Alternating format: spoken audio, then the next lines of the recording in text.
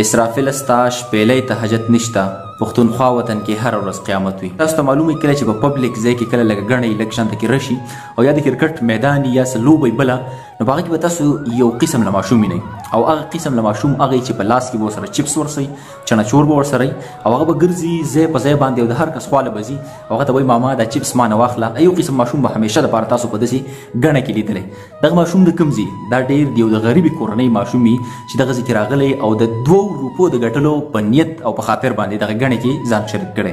همدغه شانته کې یو بدقسمته ابوذر نومې یو ماشوم کوم چې دغه باجوړ سره تعلق ساتي د کور نه په دغه نیت په دې جلسه کې شامل شوی د باجوړ په دغه ناخوشګواره پیښه کې او په هغه کې چې کله شامل شو نو په دغه وخت کې د دغې ناخوشګوارې واقعې نه بعد دغه ابوذر ماشوم هم ژوند ترلاسه ورکړو. دغه ابوذر ماشوم په دغه جلسه کې په دې خاطر باندې شامل شوی و چې 2 روپۍ وګټم او مور پلار له ویسم. ابوذر بدقسمتي ویما که د هغه د تقدیر لیک چې ابوذر د یو څو پیسو ګټلو دپاره چې مور یې ورته هم په انتظار وه سهار به یې ښکلی سم کړی بهر به راوتلی چې زه یو 2 روپۍ به وګټم خو ابوذر ماښام له کور ته مړ وړی کېږي. ابوذر په شان یو څو ماشومان نور هم داسې دي چې د هغې تصویران صرف په انټرنیټ راځي په فیسبوک راځي خو د دغې واقعې نه بعد د هغې ماشومانو بالکل څه پته نه لګي. په باجوړ باندې داسې یو تور ماتم دی توره ورځ ده چې په هر کلي کې په یو کور کې خامخا یو جنازه پرته ده. په دغه ناخوشګواره واقعه کې داسې حالات د دغې جوبل شوو خلکو شوي دي چې هغه د بیانولو قابل نه دي.